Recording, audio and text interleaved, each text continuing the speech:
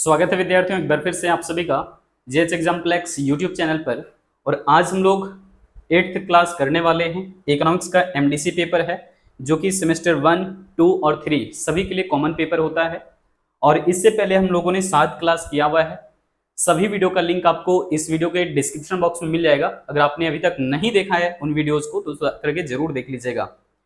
यहाँ प्लेलिस्ट पर जो है वो सभी वीडियो अपडेट किए जाते हैं, बाकी सब्जेक्ट्स के भी। तो आपके फ्रेंड्स अगर किसी दूसरे सब्जेक्ट के हैं तो प्लेलिस्ट में जाकर के पहले चेक कीजिए कि कौन कौन से पेपर के भी क्लास हुए हैं। और बहुत सारी टीचर्स अभी इस यूट्यूब चैनल के ऊपर में आने वाले भी हैं, तो आप चैनल के साथ जुड़े रहिए और जितना ज़्यादा हो सके चैनल को सपोर्ट करिए, तभी जाकर के आप जल्दी से जल्दी बहुत सारी वीडियो अपडेट पाएंगे। और जितने भी अभी तक वीडियो अपडेट दिए गए हैं सबका प्लेलिस्ट बना हुआ है, जाकर के जरूर चेकआउट करिएगा। सभी जो क्लासेस होते हैं उसका पीडीएफ नोट्स बिल्कुल फ्री ऑफ कॉस्ट टेलीग्राम पर और व्हाट्सएप चैनल पर मिल जाता है, तो जाकर के दोनों ही चैनल को ज्वाइन जरूर कर लीजिएगा।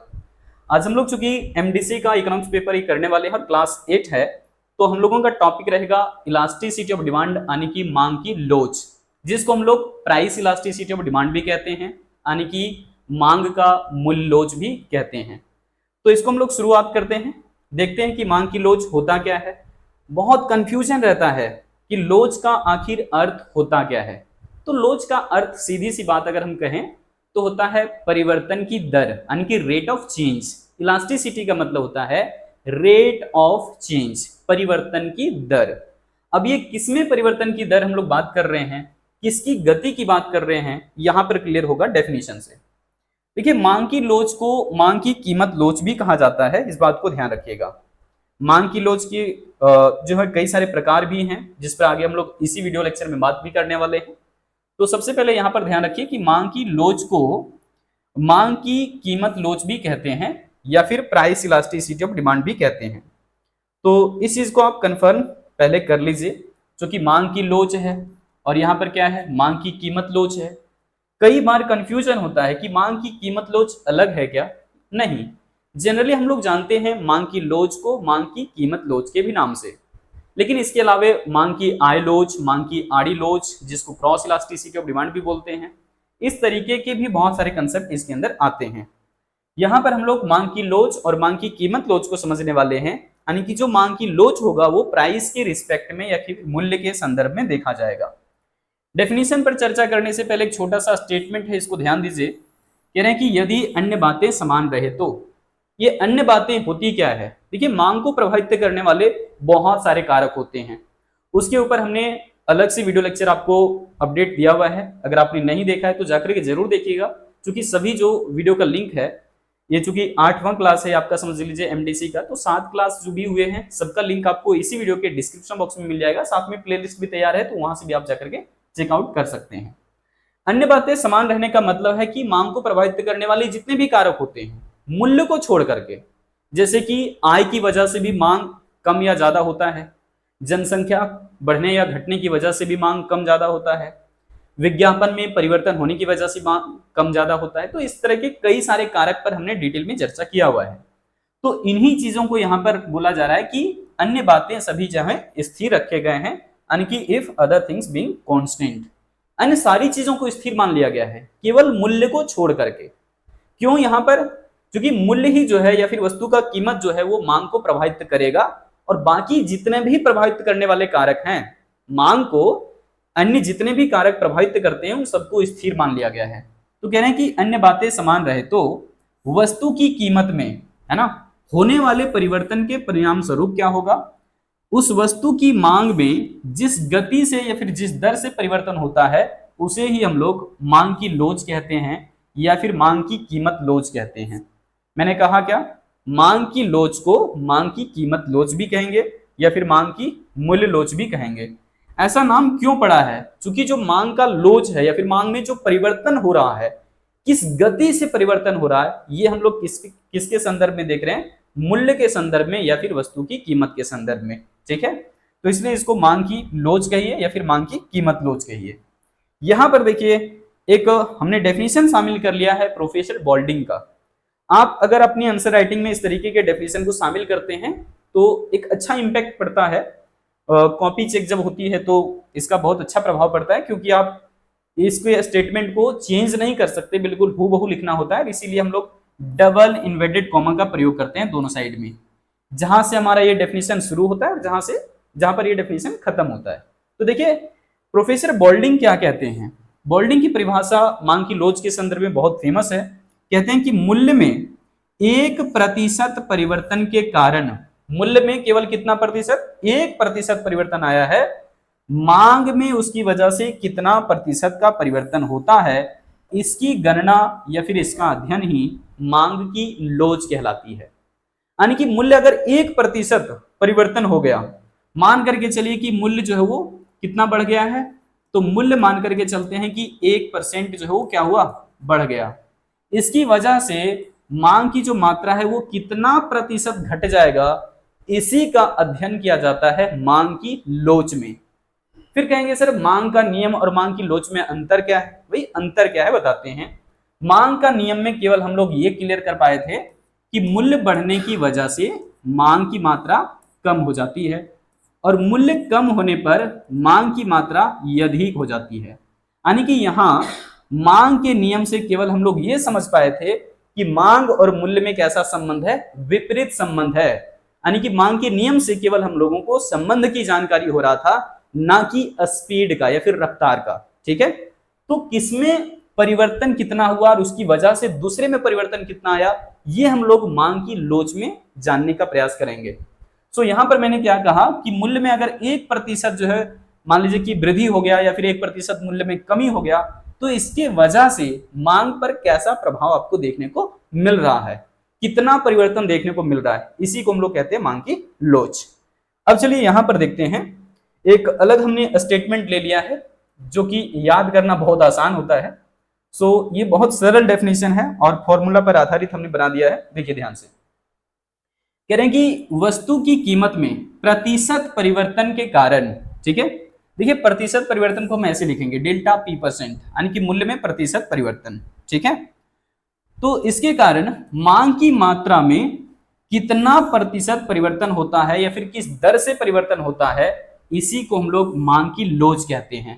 यानी कि वस्तु की कीमत में प्रतिशत परिवर्तन कुछ ना कुछ हुआ, या तो मूल्य बढ़ा या फिर मूल्य घटा, इसके वजह से मांग की मात्रा में प्रतिशत परिवर्तन की दर क्या है, इसी को हम लोग पढ़ते हैं मांग की लोच में।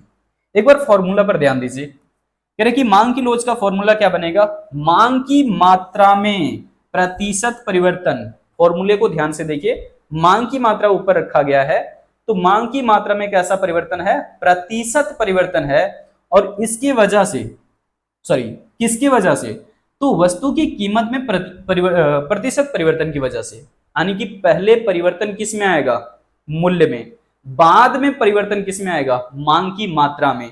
आप ऐसा नहीं कह सकते कि पहले जो है वो मात्रा बढ़ा और उसकी वजह से मूल्य घट गया, आप ऐसा बिल्कुल नहीं कह सकते।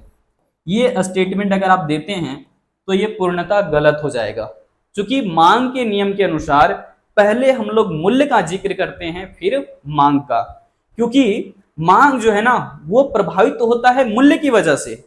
तो आप ऐसा नहीं कह सकते कि मांग की मात्रा ने प्रभावित किया मूल्य को, ये उल्टा स्टेटमेंट है और इसीलिए ये गलत माना जाएगा। देखिए आपका सही स्टेटमेंट क्या होता है मांग के नियम के अनुसार, कि पहले हम मूल्य का जिक्र करेंगे, मूल्य पर कैसा चेंज पहले परिवर्तन आया है, और उसकी वजह से हम लोग देखेंगे कि मांग की मात्रा में कैसा परिवर्तन हो रहा है। तो हम लोग मांग के नियम में जानते हैं ऐसा परिवर्तन आता है, अगर मूल्य बढ़ रहा है तो मांग घट रहा है, या फिर अगर मूल्य घट रहा है तब मांग बढ़ रहा है। यही चीज तो हम लोग डिस्कस करते हैं। तो केवल संबंधों की जानकारी मांग के नियम से हो रहा था। ठीक है, आप ऐसा तो बिल्कुल भी नहीं कर सकते, मैंने बता दिया आपको। तो पहले परिवर्तन किस में आएगा, वस्तु की कीमत में प्रतिशत परिवर्तन होगा, और मूल्य में प्रतिशत परिवर्तन की वजह से ही मांग की मात्रा में प्रतिशत परिवर्तन देखा जाएगा। पहले परिवर्तन किस में होगा, मूल्य में, फिर मांग की मात्रा में, पहले परिवर्तन किस में, मूल्य में, फिर मांग की मात्रा में। क्लियर? चलिए अब इसी बात को आप शॉर्ट में ऐसे लिख सकते हैं, जैसे कि यहां पर मेंशन किया हुआ है, ED equal to delta Q% by delta P%। Delta Q% का मतलब है मांग की मात्रा में प्रतिशत परिवर्तन, और डेल्टा P% का मतलब है वस्तु की कीमत में प्रतिशत परिवर्तन। तो पहले प्रतिशत परिवर्तन किसमें देखा जाएगा? मूल्य में। इसके वजह से ही बाद में इसमें परिवर्तन आता है। समझ गए होंगे। चलिए अब इसी बात को हम आगे प्रूव भी करेंगे कि किस तरीके से फॉर्मूले को ड्राइव किया गया है, और एक नया फॉर्मूला भी हम लोग जनरेट करके देखेंगे, क्योंकि न्यूमेरिकल वगैरह अगर पूछता है तो आप वहां से आसानी से सॉल्व कर पाएंगे।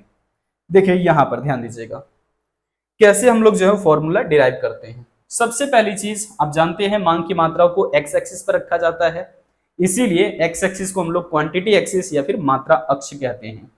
वाई एक्सिस पर मूल्य को रखा जाता है, इसीलिए हम लोग इसको वाई अक्ष को क्या कहते हैं? मूल्य अक्ष या फिर प्राइस एक्सिस कहते हैं। तो ये चीजें तो क्लियर है। अब हमें ये भी स्पष्ट तरीके से पता है कि मांग के नियम के अनुसार मांग और मूल्य में विपरीत संबंध होता है। बहुत बार मैंने जिक्र किया है इस चीज का, तो ये भी हमें मालूम चल चुका है। इसी के हिसाब से हमने ये डायग्राम तैयार कर लिया। जैसे कि मान करके चलिए पहले वाला प्राइस यहाँ पर है और उस वक्त मांग की मात्रा इतनी है, ठीक है। लेकिन जब यहाँ पर देखा जाता है कि मूल्य परिवर्तन हो गया, पहले परिवर्तन किसमें होगा? मूल्य में। या तो मूल्य बढ़ जाता है या फिर मूल्य घट जाता है, कुछ भी ऐसा कर दीजिए। तो हमने यहाँ पर मान लिया है कि मूल्य बढ़ गया, ठीक है। मूल्य क्या हुआ? बढ़ गया, मान करके चलते हैं थोड़ा सा। अब देखिए मूल्य हमने क्या किया? बढ़ा दिया। मांग की मात्रा देखिए पहले यहां से यानी कि O से लेकर के Q1 तक हमारा मांग की मात्रा था, लेकिन अब मांग की मात्रा देखिए घट करके कितना हो जाता है? यहाँ पर Q2 रह जाता है केवल। मतलब OQ1 से हमारा मांग की मात्रा कितना घट कर आ गया? OQ2, यानी कि मांग की मात्रा देखिए इधर कम हुआ है। किसकी वजह से कम हुआ है? मूल्य बढ़ जाने की वजह से मांग की मात्रा घटा है। तो पहले ये हमारा पॉइंट था, बाद में ये। इन दोनों पॉइंट्स को आपस में मिला दीजिए, मांग की रेखा बन गया डाउनवर्ड स्लोपिंग। और हम लोगों ने देखा है इसकी पिछली वाली वीडियो में कि मांग की रेखा जो है वो ऋणात्मक ढाल वाली क्यों होती है या फिर डाउनवर्ड स्लोप क्यों होता है, इसके पीछे का रीजन भी हम लोग समझ चुके थे। अब यहाँ पर हम लोग चेंजेस देखेंगे मैथमेटिकली। सबसे पहले यहाँ पर मैंने क्या कहा? ये P1 है, ये आपका P2 है, यहाँ आपका Q1 है, इधर Q2 है। तो आप कैसे कैलकुलेट करेंगे एक बार फ्रेश से आपको हम दिखा देते हैं। चलिए यहां पर लेंगे थोड़ा सा, ये देख लीजिए यहां पर हम लोग डायग्राम कैसे तैयार कर सकते हैं। सबसे पहले Y axis X axis draw कर लीजिए, ये थोड़ा ज्यादा है ना। अब देखिए जैसे कि मैंने कहा ये वाई एक्सिस है और वाई एक्सिस के ऊपर हम लोग प्राइस को रखेंगे या फिर आप मूल्य को रखेंगे। एक्स एक्सिस के ऊपर में आप जानते हैं मात्रा यानी कि मांग की मात्रा को रखा जाता है, तो हमने यहाँ पर रख दिया है मात्रा। अब यहाँ पर मान करके चलते हैं कि मूल्य है पहले का मूल्य, इसको P1 कहेंगे। उस वक्त मांग की मात्रा मान लीजिए कि Q1 है, लेकिन जब ये मूल्य बढ़ करके ज्यादा हो जाता है, मान करके चलिए कि यहाँ पर हम प्राइस बढ़ा देते हैं, इसका नाम दे देते हैं हम P2। उसकी वजह से मांग की मात्रा पहले की तुलना में घट जाएगा, तो इसका नाम हम दे देंगे Q2। यहां पर देखिए अब यहां क्या करना होगा? ये दोनों जो पॉइंट्स हैं मिला दीजिए। ये आपका डिमांड कर्व बन गया DD। ये आपका क्या है? डिमांड कर्व है जो कि नेगेटिव स्लोप वाला है। यहाँ पर मूल्य बढ़ा है तो आप इंडिकेट कर सकते हैं, इधर मांग की मात्रा घटा है तो आप इधर इंडिकेट कर सकते हैं। अब यहाँ पर ध्यान दीजिएगा चेंजेस किस में हुआ है? पहले मूल्य में। तो यहाँ पर दोनों के बीच में परिवर्तन निकालने के लिए आपको क्या करना होगा? ध्यान दीजिएगा सबसे पहले आपको लिखना होगा डेल्टा P, ठीक है, यानी कि मूल्य में परिवर्तन। क्या बोल रहे हैं? सिर्फ मूल्य में परिवर्तन, प्रतिशत परिवर्तन की बात अभी नहीं कर रहे, आगे करेंगे। तो यहाँ पर हम लोग क्या करते हैं? सबसे पहले P2, उसके बाद P1 यानी कि बाद का मूल्य माइनस पहले का मूल्य, ठीक है। तो अब अगर हम इसी चीज को परसेंटेज में लिखना चाहें तो हम अथवा में ऐसे बता सकते हैं कि डेल्टा P% इक्वल टू क्या हो जाएगा? ये हमारा हो जाएगा P2 माइनस में क्या हो जाएगा? P1 अपॉन में क्या हो जाएगा? यहाँ पर P1 इंटू कितना? 100। ये हमारा हो गया पहला इक्वेशन, ये पहला इक्वेशन हो गया, ठीक है। अब इसी तरीके से अगर हम क्वांटिटी के साइड में निकालना चाहते हैं, मांग की मात्रा को यहाँ पर हम अगर परसेंटेज में दिखाना चाहते हैं, तब कैसे दिखेगा। सबसे पहले हम इसे परिवर्तन के रूप में केवल बता देते हैं, फिर प्रतिशत परिवर्तन बाद में बात करेंगे। तो यहां पर हम लिख देते हैं डेल्टा क्यू यानी कि मांग की मात्रा में परिवर्तन, इसको लिखा जाएगा Q2 माइनस में क्या Q1।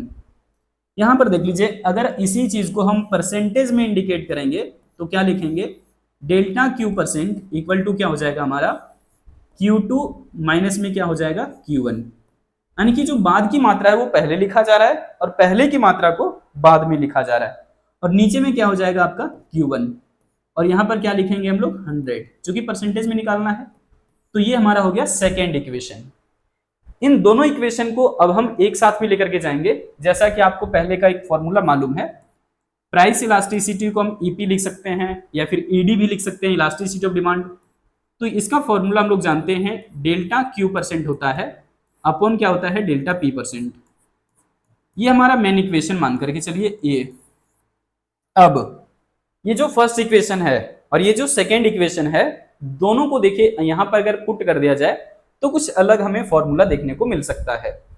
ठीक है, तो यहां पर एक हम पेज ऐड कर लेते हैं, ध्यान से देखिएगा क्या हमने कहा है। ईडी हमारा था ना, ईपी भी बोल सकते हैं इसको।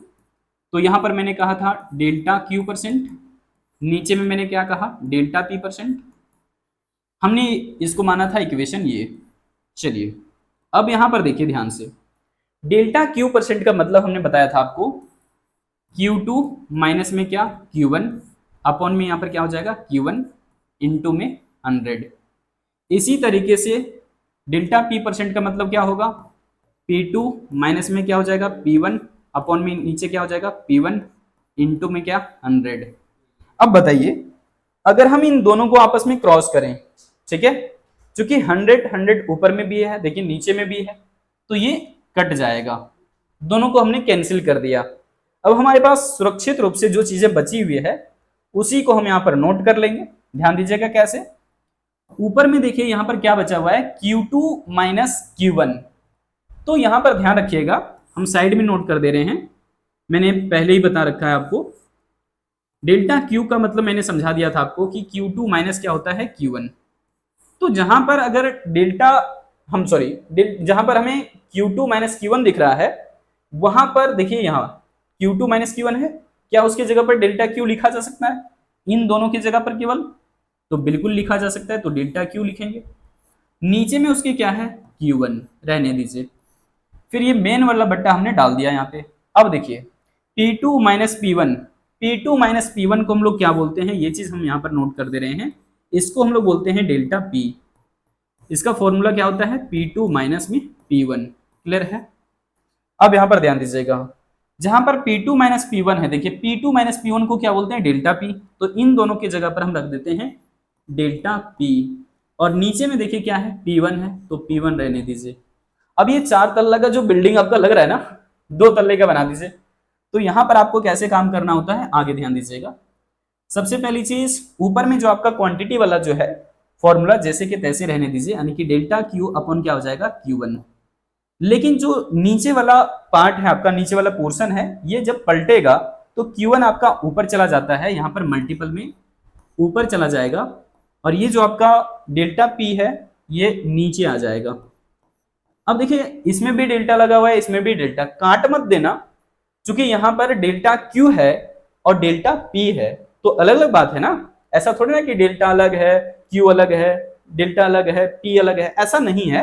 डेल्टा Q है और डेल्टा P है, तो यहां पर दोनों को अगर हम एक साथ में रखें तो ज्यादा अच्छा होगा। और जैसे कि हमें मालूम है कि प्राइस एंड क्वांटिटी डिमांड में नेगेटिव रिलेशन होता है या फिर ऋणात्मक संबंध होता है, तो हम यहाँ पर माइनस यूज करेंगे। और सबसे पहले हम यहाँ पर बता देंगे डेल्टा Q यानी कि जो मांग की मात्रा में परिवर्तन हुआ है वो किसकी वजह से हुआ है, मूल्य में परिवर्तन की वजह से।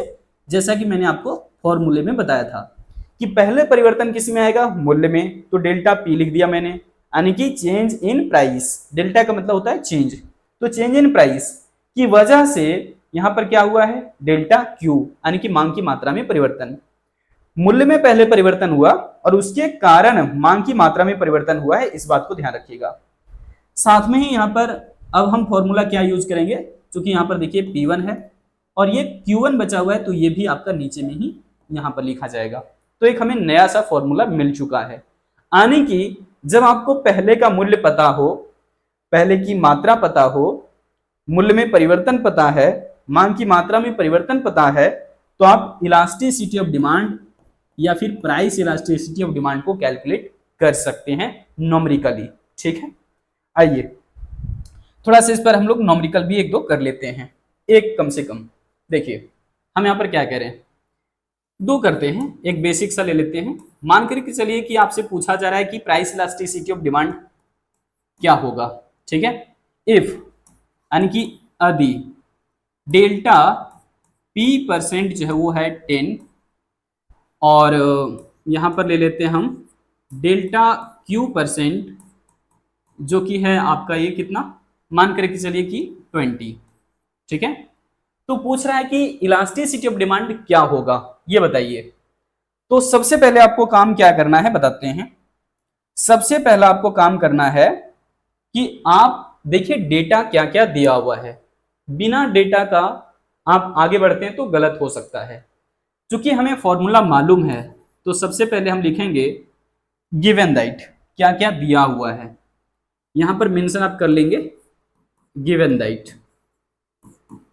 ठीक है, गिवन दैट, तो यहां पर क्या लिखेंगे, क्या क्या दिया हुआ भाई, तो दिया हुआ है डेल्टा पी परसेंट, हमने लिख दिया, ये दिया हुआ है 10, डेल्टा क्यू परसेंट ये भी दिया हुआ है, तो हम यहां पर लिख देंगे कितना 20। ठीक है, अब यहां पर इलास्टिसिटी या फिर प्राइस इलास्टिसिटी ऑफ डिमांड हमें कैलकुलेट करना, हमें मालूम नहीं है कितना होगा, नहीं होगा हमें नहीं पता, तो इसको हम लोग कैलकुलेट अभी करेंगे। तो यहां पर एक बात आपको लिखना है, वी नो दैट, यानी कि हम जानते हैं कि, है ना, तो हम क्या जानते हैं भाई, प्राइस इलास्टिसिटी ऑफ डिमांड, यहाँ पर फॉर्मूला क्या होता है, डेल्टा क्यू परसेंट अपॉन क्या हो जाएगा डेल्टा पी परसेंट, है ना। ये तो बहुत बच्चों वाला क्वेश्चन हो गया। डेल्टा क्यू परसेंट का मतलब कितना है 20%, और डेल्टा पी परसेंट का मतलब कितना है 10%। तो यहां पर आप देख लेंगे क्रॉस करते हुए कितना आ जाएगा 2 आया, इसका मतलब आप बोलेंगे दैट इज जो प्राइस इलास्टिसिटी ऑफ डिमांड आया है ये ग्रेटर देन 1 आया है, इसी को हम लोग बोलते हैं मोर इलास्टिक डिमांड। आगे और भी इसका कैटेगरी समझेंगे हम लोग, बट यहाँ पर इस चीज को ध्यान रखिए, मोर इलास्टिक डिमांड अंग्रेजी में कह रहे हैं, हिंदी में इसका नाम होगा यधिक लोचदार मांग। ठीक है, यधिक लोचदार मांग। ठीक है, समझ गए होंगे यहां तक। चलिए अब इसी के आधार पर एक दूसरा नॉमरिकल, अच्छा यहां पर थोड़ा सा एक और, अगर हम डायग्राम बनाना चाहें तो कैसा दिखा सकते हैं इसका डायग्राम, यहां पर ध्यान दीजिए। सबसे पहले आपको एक्स एक्सिस वाई एक्सिस खींच लेना है, वाई एक्सिस पर प्राइस को रखते हैं, तो आप कहीं पर भी शुरुआत में कोई भी प्राइस यहां पर ले लीजिए P1। P1 हमें चूंकि यहां पर दिख नहीं रहा है कितना है, नहीं है, नहीं तो हम वैल्यू भी पुट कर देते, हम एज्यूम करके चल रहे हैं। यहां पर देखिए कहीं ना कहीं पहले का क्वांटिटी होगा या फिर मांग की मात्रा होगी, तो हम इस जगह पर मान करके चलते हैं कि ये हमारा क्वांटिटी है। जब यानी कि ओपी प्राइस है तो मांग की मात्रा कितनी है, OQ1 है, OP1 प्राइस पर OQ1 मांग की मात्रा। लेकिन मान करके चलिए कि आपका ये वैल्यू चूंकि 2 है तो पॉजिटिव में है, और यहां पर हम लोग ये कह सकते हैं कि मूल्य मान लीजिए कि बढ़ गया है, या फिर आप मूल्य को घटा भी सकते हैं, कोई दिक्कत नहीं है। तो मूल्य को मान लीजिए कि हमने घटा दिया है, और यहां पर हम इसका नाम दे रहे हैं P2, तो यहां पर हम बता देंगे कि प्राइस घटा हुआ है। ठीक है, तो जितना आपने प्राइस कम किया है ये कितना कम हुआ होगा, एज्यूम करिए तो 10% चेंजेस की बात कर रहा है ना, तो इधर आप दिखाएंगे तो बोलेंगे -10%। माइनस सिर्फ इस बात को इंडिकेट करेगा कि 10% यहां पर हम मान करके चलें कि प्राइस घटा है। लेकिन डिमांड अगर बढ़ेगा भी, डिमांड बढ़ेगा तो कितना बढ़ेगा 20% बढ़ेगा। सर बढ़ेगा क्यों, बढ़ेगा इसलिए चूंकि आप जानते हैं मूल्य के घटने पर मांग की मात्रा बढ़ जाती है, ये मांग के नियम से हमें पता है। तो उसी के हिसाब से यहाँ पर देखिए ये 10% अगर हम इतना स्पेस मान करके चल रहे हैं तो 20% तो इससे ज्यादा होना चाहिए, लगभग डबल आप कह सकते हैं, लगभग नहीं बल्कि डबल ही। तो यहाँ पर आप मान करके चलिए ये आपका Q2 है। अब जो है यहाँ से दोनों पॉइंट को मिलाते हुए डायग्राम एक लाइन यानी कि खींच दीजिए, डायग्राम आपका तैयार हो गया। यही आपका कहलाएगा प्राइस इलास्टिसिटी ऑफ डिमांड। यहाँ पर कह दीजिए ग्रेटर देन 1 है, यानी कि अधिक लोचदार मांग है। जैसा आपने प्राइस के साइड डिनोट किया हुआ है, वैसा आप क्वांटिटी के साइड में भी डिनोट कर सकते हैं, लेकिन यहाँ पर आपको प्लस दिखाना है 20%। डिमांड यानी कि बढ़ गया है कितना, 20%। आप इसी तरीके से यहाँ पर मूल्य को बढ़ाते हुए भी दिखा सकते हैं। मानकर चलिए कि यहाँ पर हमने बढ़ा दिया है प्राइस, इसको कर दिया है P3, लेकिन प्राइस अगर बढ़ाना भी है तो कितना बढ़ाना है, ओनली 10%। क्योंकि प्राइस के साइड में चेंजेस कितना दिख रहा था, 10%। तो यहाँ पर डिमांड कितना कम हो जाएगा, इधर आप कर दीजिए इसको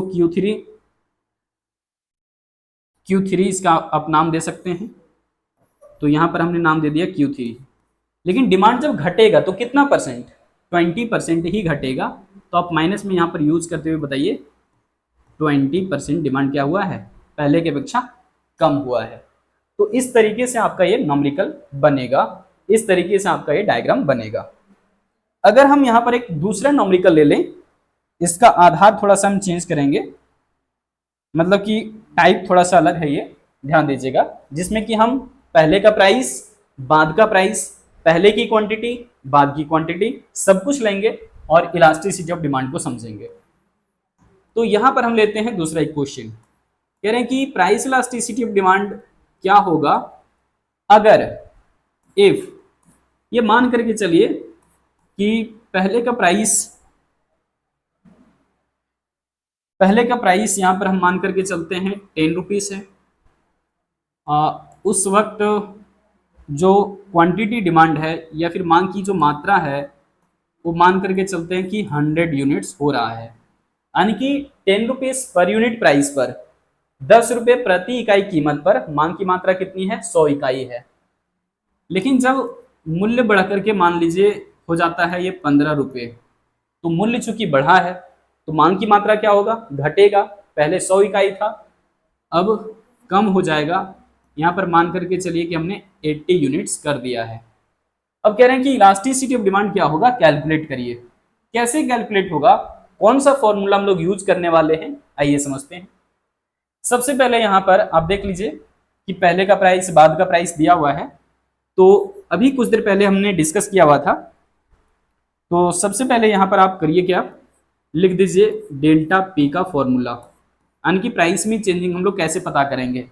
दोनों में कितने का परिवर्तन आया है, 5 रुपए का, यानी कि 5 रुपए यहाँ पर क्या दिख रहा है आपको, बढ़ा हुआ। पहले 10 रुपए कीमत था, बाद में 15 रुपया हो गया, यानी कि 5 रुपए कीमत बढ़ा हुआ है। तो P2 माइनस क्या लिखेंगे, P1।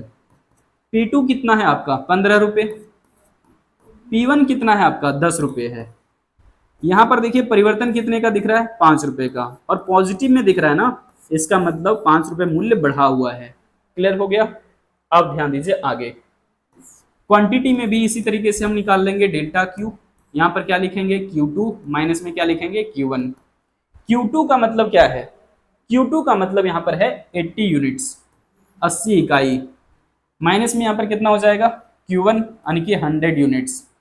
तो यहाँ पर फिर देखिए आपका ये तो नेगेटिव में निकलेगा आपका, 80 माइनस 100 यानी कि माइनस में आपका दिखेगा ये 20। क्लियर हो गया।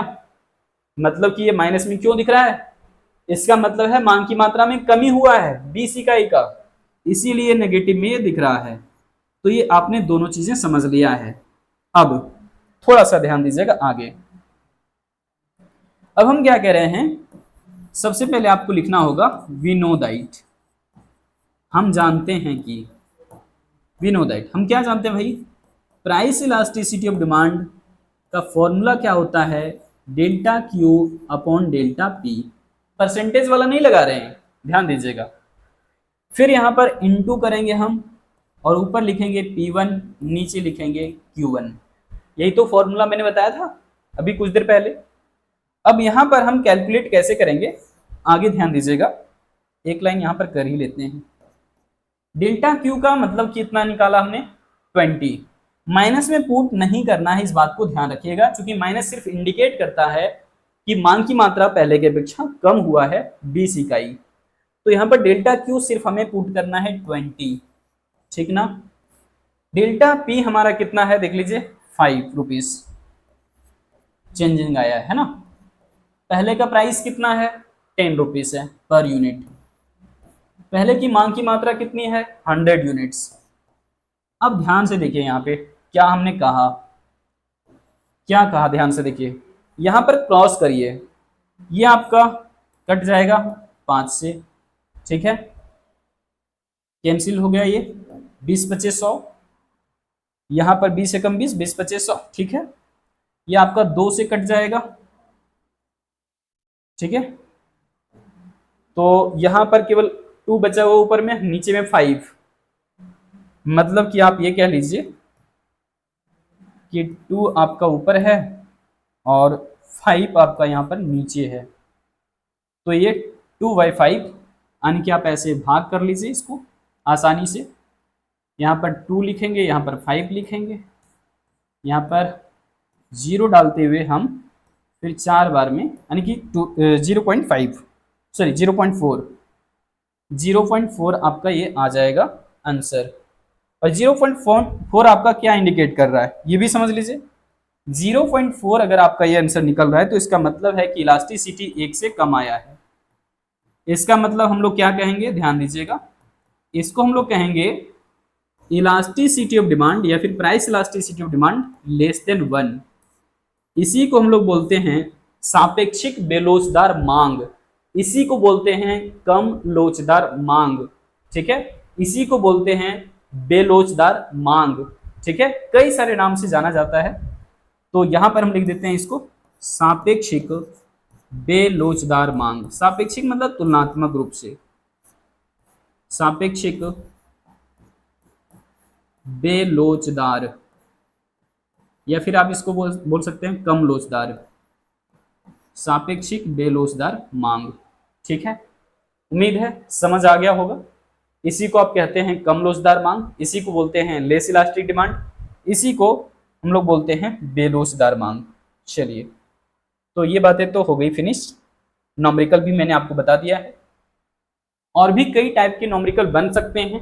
अगर आप लोगों की डिमांड है तो वीडियो के कमेंट सेक्शन में जाकर के जरूर बताइएगा, बहुत सारे टाइप्स का हम करवा सकते हैं। चलिए आगे बढ़ जाते हैं। यहाँ पे हम अब देखते हैं कैटेगरी, यानी कि कौन कौन सी श्रेणियां होती है, कैसे हम पहचानेंगे कि मांग की लोच कम होती है, कब कम होती है, कब मांग की लोच ज्यादा है, समलोचदार क्या होता है, बेलोचदार क्या होता है, इन चीजों पर हम लोग बात करेंगे।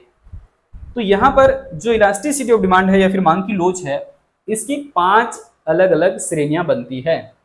5 अलग अलग कैटेगरी कौन कौन सी होती है, इसी पर अभी हम लोग डिटेल में बात करने वाले हैं।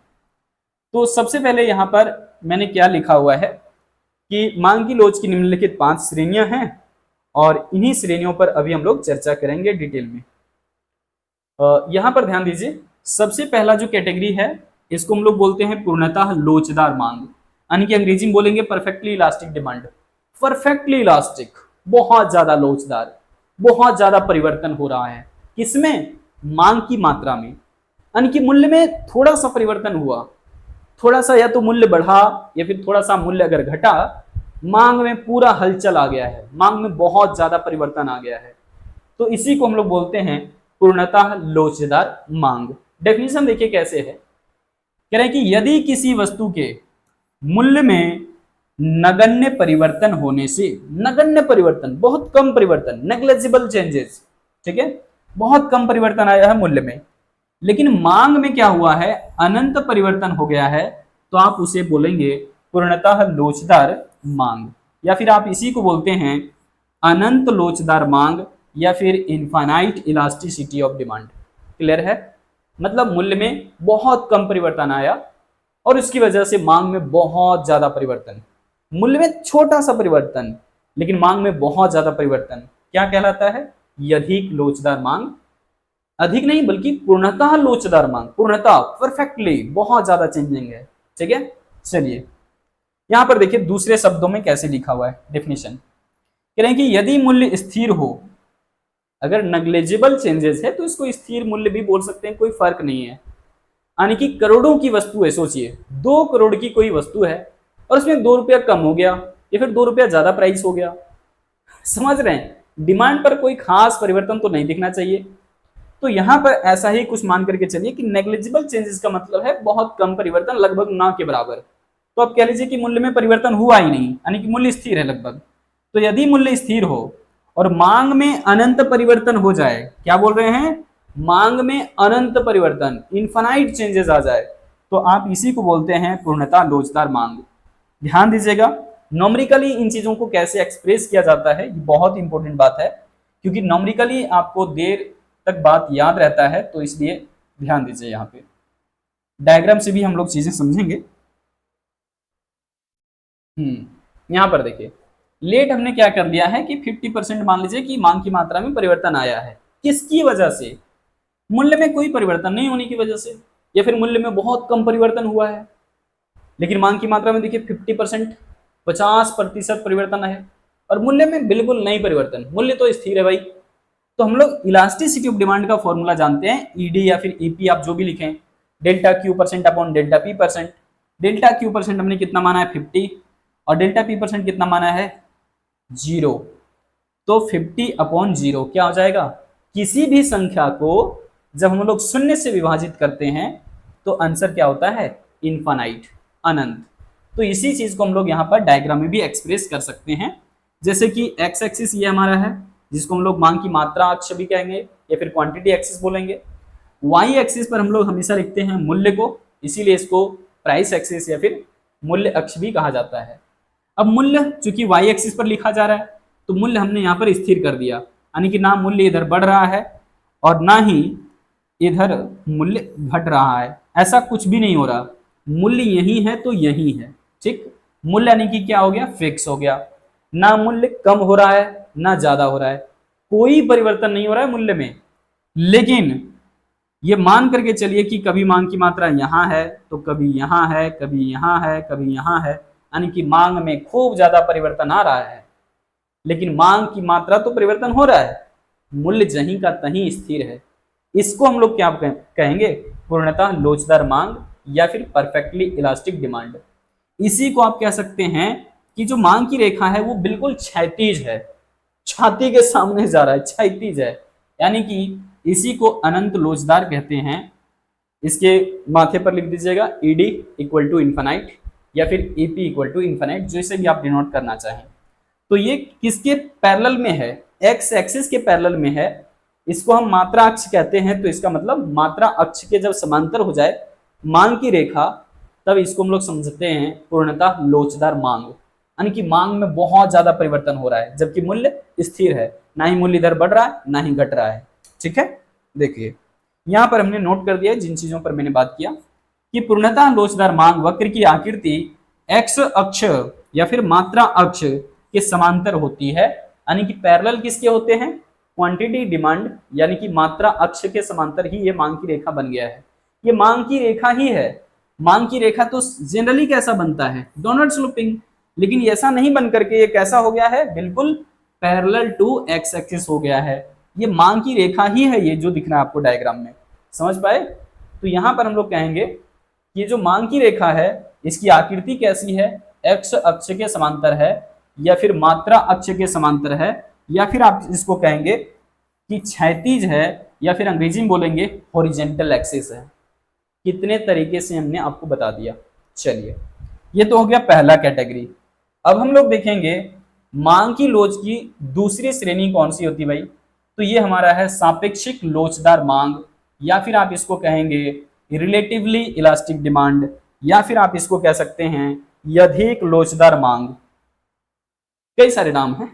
अब यहां पर देखिए सापेक्षिक लोचदार मांग किसको कहेंगे, सापेक्ष कहने का मतलब होता है तुलनात्मक रूप से, मतलब कि मूल्य और मांग की मात्रा दो ही चीज तो है यहाँ पर वेरिएबल के तौर पर, तो एक दूसरे की तुलना हम यहाँ पर करने वाले हैं, यानी कि मूल्य में थोड़ा परिवर्तन आया है, थोड़ा सा, जीरो तो नहीं बट हाँ थोड़ा सा परिवर्तन आया है, और मांग की मात्रा में ज्यादा परिवर्तन आया है। तो इसी को यहाँ पर हम लोग देखेंगे, कह रहे हैं कि जिस अनुपात में या फिर जिस रेशियो में मूल्य में परिवर्तन होता है, यदि उससे यधिक अनुपात में मांग की मात्रा में परिवर्तन हो तो मांग की लोच कैसा होगा, सापेक्षिक लोचदार मांग होगा। यानी कि मूल्य में कम परिवर्तन हुआ है जबकि मांग की मात्रा में यधिक परिवर्तन हुआ है, तो इसको हम लोग यधिक लोचदार भी कहेंगे, या फिर इसको आप सापेक्षिक लोचदार कहेंगे, या फिर केवल आप लोचदार मांग कहेंगे, या फिर आप इकाई से यधिक लोचदार मांग कहेंगे।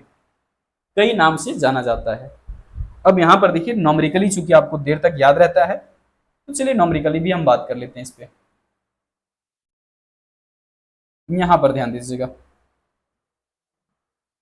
यहाँ पर देखिए क्या बना हुआ है, कैसे लेट हमने क्या किया हुआ है कि मांग की मात्रा में 50% का परिवर्तन है, मूल्य में प्रतिशत परिवर्तन 25 है, यानी कि मूल्य में कम प्रतिशत परिवर्तन हमने माना है। चूंकि डेफिनेशन में स्पष्ट कहा गया है कि जिस अनुपात में मूल्य में परिवर्तन होता है, यदि उससे अधिक अनुपात में मांग की मात्रा में परिवर्तन हो, यानी कि मांग की मात्रा में ज्यादा परिवर्तन लेकर के चलना है। तो देखिए मांग की मात्रा में हमने 50% का परिवर्तन रख दिया है, मूल्य में हमने 25% रख दिया है। आप कुछ भी रख सकते हैं, लेकिन 50 की तुलना में कम ही रखना है प्राइस को, तभी तो एक दूसरे की तुलना में यहाँ पर कम ज्यादा कर रहे हैं। तो फॉर्मूले में आपको दिखा delta Q percent upon delta P percent. Delta Q percent का मतलब 50 और डेल्टा पी परसेंट का मतलब 25। तो 50 को 25 से भाग देंगे तो 2 आएगा, इसका मतलब 1 से अधिक आया। जब 1 से अधिक आ जाएगा तो हम लोग इस तरीके से इसको इंडिकेट करेंगे, इलास्टिसिटी इज ग्रेटर देन 1, और इसी का मतलब होता है यधिक लोचदार मांग, या फिर केवल लोचदार मांग, या फिर कहेंगे सापेक्षिक लोचदार मांग, या फिर अंग्रेजी में बोलेंगे मोर इलास्टिक डिमांड, या फिर बोलेंगे इलास्टिक डिमांड, या फिर बोलेंगे elasticity of demand more than unity. Clear है? चलिए अब यहां पर आते हैं, इसका डायग्राम कैसे बनेगा सर? डायग्राम बहुत आसान है इसका। देखिए सबसे पहले आप वाई एक्सिस एक्स एक्सिस को ड्रॉ कर लीजिए। प्राइस आप पहले वाला कहीं पर भी रख दीजिए, कहीं पर भी पहले का मांग की मात्रा रख दीजिए। ये हमने कर दिया P1, ये हमने कर दिया Q1। या तो अब हम प्राइस को घटाएंगे या फिर अब प्राइस को हम बढ़ाएंगे, क्योंकि प्राइस में जब तक चेंजेस हम नहीं लाते हैं तब तक मांग की मात्रा में भी कोई परिवर्तन नहीं होगा, कोई चेंजेस नहीं होंगे। अब यहाँ पर देखिए हमने प्राइस को मान करके चला है कि ये कम हमने कर दिया, तो जितना हमने कम किया है यहाँ पर मान करके चलते हैं कि चूंकि यहाँ पर 25% हमने लिया था मूल्य में परिवर्तन, तो यहाँ पर हम रख देते हैं 25। ठीक है, रख दिया, यानी कि 25% का क्या हुआ है, कमी हुआ है, एरो से इंडिकेट कर रहे हैं। इसके कंपैरिजन में मांग की मात्रा में कितना प्रतिशत लिया गया है, 50%, 50%। तो मांग की मात्रा को हम इधर 50% क्या करते हैं, पहले की अपेक्षा बढ़ा देते हैं। तो देखिए 50% हमने मांग की मात्रा को बढ़ा दिया। अब ये दोनों पॉइंट अगर हम मिला देते हैं इस तरीके से, तो ये बन जाएगा मांग की रेखा DD। और आप देख रहे हैं कि मांग के साइड में ये चौड़ाई ज्यादा लग रहा है और ये प्राइस के साइड में कम लग रहा है, यानी कि मूल्य में कम प्रतिशत का परिवर्तन दिखा रहे हैं हम और मांग की मात्रा में ज्यादा प्रतिशत का परिवर्तन। तो इसी को हम लोग बोलेंगे प्राइस इलास्टिसिटी ग्रेटर देन 1, यानी कि इकाई से अधिक लोचदार मांग। क्लियर है? आप प्राइस को घटा नहीं बल्कि बढ़ा भी सकते हैं, और उस वक्त आपका मांग का मात्रा जो है बढ़ेगा नहीं बल्कि घटेगा। मतलब उल्टा भी आप तैयार कर सकते हैं, मूल्य को बढ़ाते हुए और मांग की मात्रा को घटाते हुए। अब चलिए हम लोग इसके तीसरे कैटेगरी पर जाते हैं और यहां पर समझने की कोशिश करेंगे कि तीसरा कैटेगरी कौन सा है। तो सबसे पहले इसका नाम जान लीजिए। हमने इसका नाम क्या रखा है, सम लोचदार मांग, यानी कि यूनिटरी इलास्टिक डिमांड या फिर यूनिट इलास्टिक डिमांड या फिर अधिक लोचदार मांग। क्लियर है ना? यहां पर देखिए इक्वल इलास्टिसिटी आप इसको कह सकते हैं, कोई दिक्कत नहीं है। तो इक्वल इलास्टिसिटी का मतलब क्या है या फिर समलोचदार का मतलब क्या है कि मूल्य में और मांग की मात्रा में दोनों में समान रूप से परिवर्तन हो रहा है। कह रहे हैं कि जिस अनुपात में मूल्य में परिवर्तन होता है, यदि उसी अनुपात में मांग की मात्रा में भी परिवर्तन हो जाए तो हम उसको समलोचदार मांग कहेंगे। जिस अनुपात में मूल्य में परिवर्तन हो रहा है, मान करके चलिए कि मूल्य में प्रतिशत परिवर्तन हमने ले लिया है 50%, 50%, यानी कि मूल्य मान करके चलिए कि 50% बढ़ गया है। तो मांग की मात्रा में मान करके चलते हैं कि कमी आ गया कितने परसेंट का, 50% का, लेकिन चेंजेस तो दोनों सेम टू सेम है ना। तो यहां पर आपकी इलास्टिसिटी कितनी निकल जाएगी, तो हम यहां पर कहेंगे कि इलास्टिसिटी निकल जाएगा 1। क्यों? क्योंकि आप देखिए ईडी का मतलब यहां पर हम लोग जानते हैं डेल्टा Q% अपॉन क्या होता है, डेल्टा P%। अब इस पर पुट करिए, डेल्टा क्यू परसेंट का मतलब कितना है 50।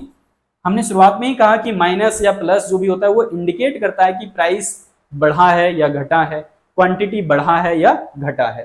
तो यहाँ पर क्वांटिटी में नेगेटिव लगा हुआ है, इसका मतलब मांग की मात्रा में कमी आया है 50% का, और मूल्य यहाँ पर पॉजिटिव में हमने लिखा है, इसका मतलब है मूल्य 50% बढ़ा हुआ है। चलिए, तो ऊपर भी आप देख रहे हैं 50 है, नीचे में भी 50 है, क्रॉस होकर के कितना आएगा 1। इसी को बोला जाता है सम लोचदार मांग, यानी कि जिस अनुपात में मूल्य में परिवर्तन हुआ है उसी अनुपात में मांग की मात्रा में परिवर्तन दिख रहा है, तो इसको इकाई लोचदार मांग या फिर सम लोचदार मांग या फिर इक्वल इलास्टिसिटी डिमांड कहेंगे। अब इसका डायग्राम तो बहुत आसान है, बहुत आसान। एक्स एक्सिस वाई एक्सिस खींच लेना है पहले, उसके बाद क्या करना है दिखाते हैं यहाँ पे।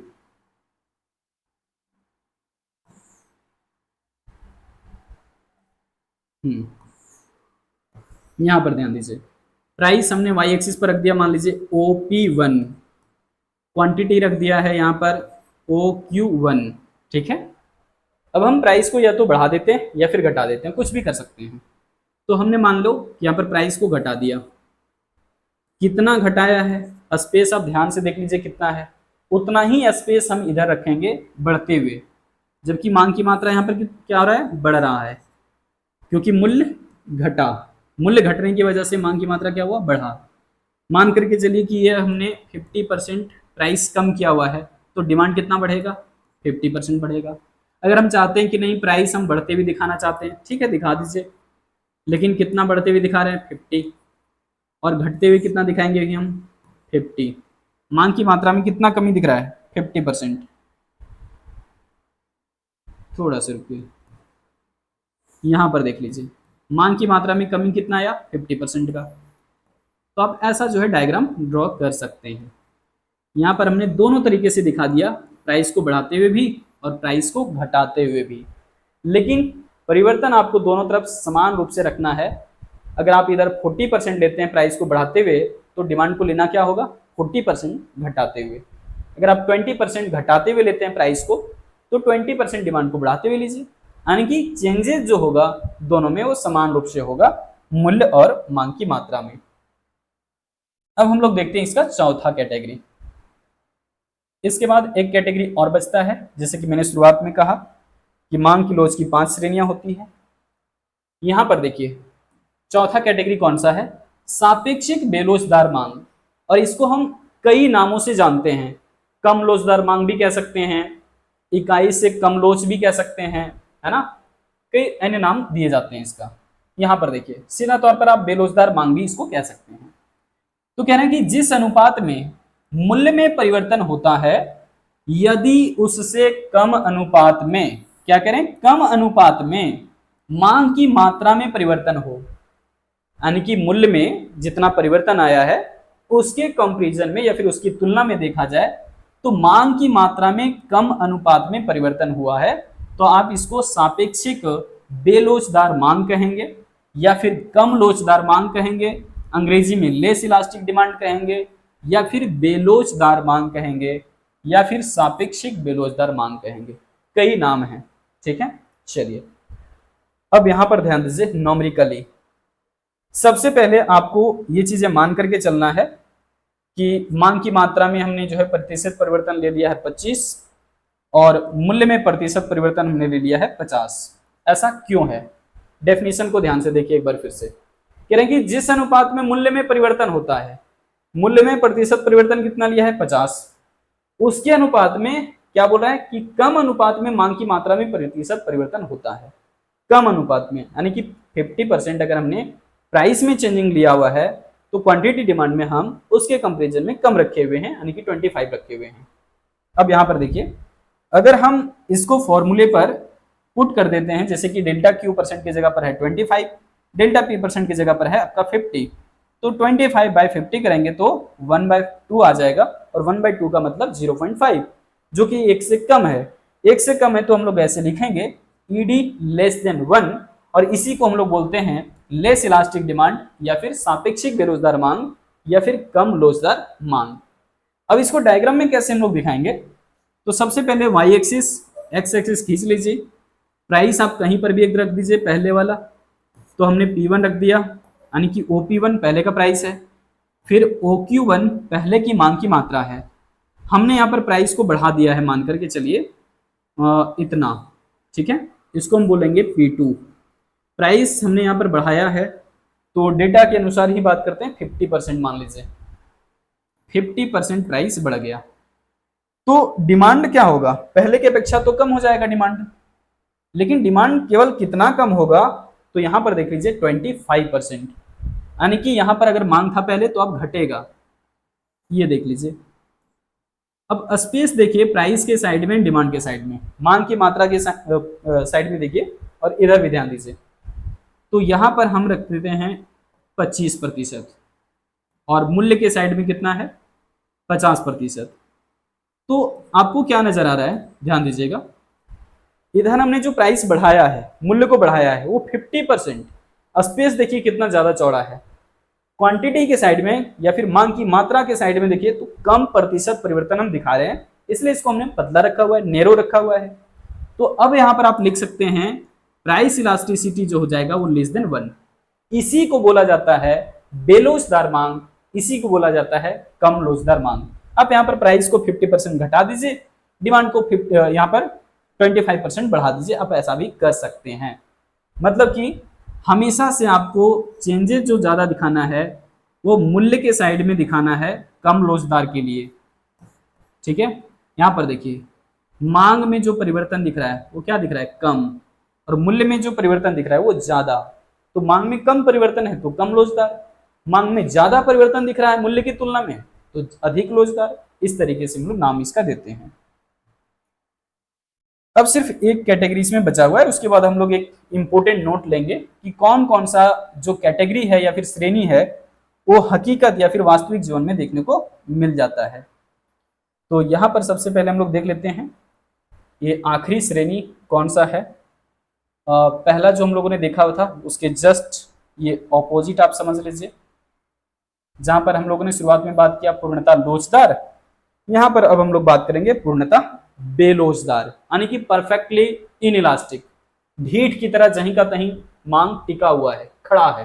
देखिए कैसे कह रहे हैं, कह रहे कि पूर्णता बेलोचदार मांग, यानी कि जब मूल्य में परिवर्तन का कोई भी प्रभाव, यानी कि मूल्य में खूब ज्यादा परिवर्तन हो रहा है तो मूल्य में परिवर्तन का कोई भी प्रभाव मांग पर ना पड़े तो इसको हम लोग पूर्णता बेलोचदार मांग कहते हैं।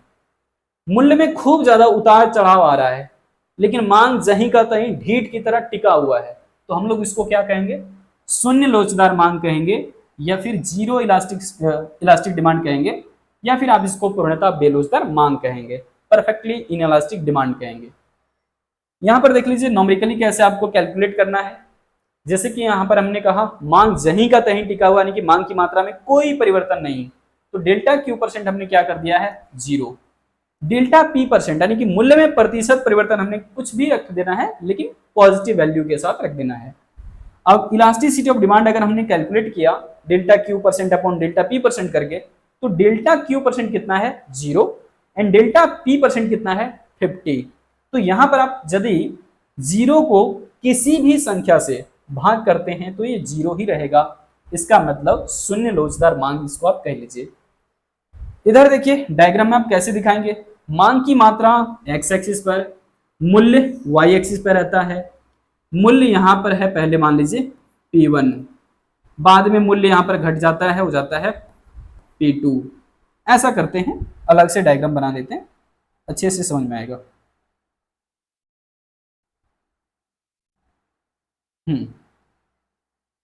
चलिए यहां पर ध्यान दीजिए,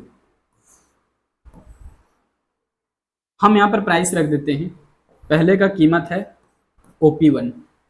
अब इस कीमत पर मांग की मात्रा यहां पर है Q1। अब हम क्या करते हैं, प्राइस को घटा देते हैं। प्राइस घटने से आपको पता है कि जब कोई वस्तु सस्ती हो जाती है मांग की मात्रा बढ़ जाती है, लेकिन यहां पर बढ़ नहीं रहा है, जहीं का तहीं ढीठ की तरह टिका हुआ। देखिए OQ1 का OQ1 अभी भी है। प्राइस अगर हम बढ़ा भी देते हैं, कीमत या फिर मूल्य को बढ़ा भी दिए तो भी कोई खास परिवर्तन नहीं दिख रहा, मांग जहीं का तहीं देखिए टिका हुआ, ये वाला है ना, इतना मांग की मात्रा OQ1 तो OQ1 ही है। बढ़ा घटा नहीं। इसका मतलब इसको हम लोग बोलते हैं पूर्णतः बेलोचदार मांग, क्योंकि मांग में कुछ भी परिवर्तन नहीं हो रहा बल्कि मूल्य में परिवर्तन केवल देखा जा रहा है। तो इसके माथे के ऊपर में आप लिख दीजिए ईडी इक्वल टू क्या हो जाएगा, 0, क्योंकि डिमांड में कोई चेंजिंग नहीं हो रहा। क्लियर हो गया? तो ये पांचों कैटेगरी जो है वो समझ आ गया है। और यहाँ पर एक हमने इंपॉर्टेंट पॉइंट लिखा हुआ है, इस पर ध्यान देना होगा आपको। मैंने शुरुआत में जिक्र किया था। देखिए, हम लोगों ने जो 5 श्रेणियां देखा मांग की लोच का, उनमें से जो पहला कैटेगरी है और सबसे आखिरी कैटेगरी है, ये दोनों श्रेणियां आपको वास्तविक जीवन में देखने को तो नहीं मिलेगा। क्यों? सोच करके देखिए कि अगर कोई वस्तु सस्ती हो जाती है तो क्या डिमांड उसका नहीं बढ़ेगा? बढ़ेगा, स्वाभाविक सी बात है। सस्ता देख करके लोग ज्यादा खरीदना पसंद करेंगे। सस्ता देख करके बाकी जो कंज्यूमर्स मार्केट से भाग गए थे, है ना, वो लोग भी आएंगे खरीदने के लिए, क्योंकि मार्केट में सस्ता प्रोडक्ट अभी मिल रहा है। कोई वस्तु जब महंगा हो जाता है तो डिमांड तो घटता ही है, लेकिन यहाँ पर घट नहीं रहा, जहीं का तहीं ढीठ की तरह टिका हुआ है। तो यहाँ पर आपने क्या देखा है कि मूल्य में परिवर्तन होने की वजह से भी मांग में कोई असर नहीं पड़ रहा है। इसी को ना हम लोग पूर्णतः बेरोजगार कहते हैं। इसके जस्ट उल्टा आपने देखा था पूर्णतः लोचदार में, जो कि मात्रा अक्ष के समांतर हो गया था हमारी मांग की रेखा। इस तरीके से ये हमारी मांग की रेखा देखो कैसे हो गया है, बिल्कुल एक्स एक्सिस के पैरेलल में हो गया है। ये हमारा अगर एक्स एक्सिस है, ये हमारा वाई एक्सिस है, और ये मांग की रेखा है डी मान लीजिए, तो बिल्कुल कैसा है, पैरेलल है एक्स एक्सिस के। तो हम कह सकते हैं कि ये अनंत लोचदार है, और ऐसा भी आपको वास्तविक जीवन में नहीं देखने को मिलता है। सोच करके देखिए कि कोई भी वस्तु का कीमत जहीं का तहीं टिका हुआ है, और आप पहले मांग की मात्रा यहां पर यानी कि इतना खरीद रहे थे किसी वस्तु को, वस्तु का कीमत वहीं पर है, और आप अचानक से बहुत ज्यादा डिमांड करने लगे। ऐसा होता है क्या? आम जीवन में नहीं होता। इसलिए कहेंगे कि ना ही जीवन में आपको वास्तविक जीवन में ना ही पूर्णतः लोचदार देखने को मिलता है और ना ही पूर्णतः बेलोचदार। ये दोनों श्रेणियां वास्तविक जीवन में देखने को नहीं मिलते हैं। इसलिए इन दोनों का केवल सैद्धांतिक महत्व है, व्यवहारिक रूप से नहीं, प्रैक्टिकली नहीं। वही चीज यहाँ पर हमने नोट किया है कि पूर्णतः लोचदार मांग और पूर्णतः बेलोचदार मांग के उदाहरण वास्तविक जीवन में देखने को नहीं मिलते हैं। यतः यह दोनों केवल जो है काल्पनिक धारणाएं हैं, इमेजनरी कंसेप्ट है, सिर्फ हम कल्पना कर सकते हैं, हकीकत में नहीं देख सकते इन दोनों को। इसलिए इन दोनों का केवल कैसा महत्व है, सैद्धांतिक महत्व है, या फिर थ्योरेटिकल इंपोर्टेंस है, प्रैक्टिकल इंपोर्टेंस नहीं है, या फिर वास्तविक महत्व नहीं है। उम्मीद है कि आज के इस वीडियो लेक्चर में जो भी आपको कंसेप्ट बताया गया है कंप्लीटली आपने बहुत बेहतरीन तरीके से समझ लिया। बीच में हमने आपको नॉमरिकल भी करवा दिया था, और हमने कहा भी कि अगर आपको और भी इस पर नॉमरिकल करने हैं तो वीडियो के कमेंट सेक्शन में जाकर के कमेंट जरूर करिए। और लगातार आपको हम चूंकि वीडियो अपडेट दिए जा रहे हैं, तो दोस्तों के साथ जितना ज़्यादा हो सके वीडियो को शेयर कीजिए, और उन लोगों को भी बताइए जो लोग अभी तक चैनल के साथ नहीं जुड़े हुए हैं। क्योंकि जेएच एग्जाम्पलेक्स यूट्यूब चैनल जो है वो कंप्लीट बहुत सारे सब्जेक्ट्स का जो आपका VBU से रिलेटेड कोर्स है उसको लेकर के आ रहे हैं। तो बाकी टीचर्स के मोटिवेशंस, हमारा भी मोटिवेशंस अगर आप बढ़ाते हैं और आप लोगों का सपोर्ट बहुत अच्छा दिखता है, तो जल्दी से जल्दी बहुत सारी वीडियो अपडेट और भी आपको हम देने वाले हैं। अगर आप बिल्कुल उन सारे कंटेंट या फिर उन सारे PDF नोट्स को पाना चाहते हैं जो कि क्लास के दौरान सारी चीज़ें बताई जाती है, तो आप हमारे टेलीग्राम चैनल और व्हाट्सएप चैनल के साथ जुड़ सकते हैं। वहाँ पर आप बिल्कुल फ्री ऑफ कॉस्ट सारे PDF मटेरियल पाते हैं। मिलते हैं फिर से हम अगली वीडियो अपडेट के साथ। आज रखते हैं इतना ही। जय हिंद।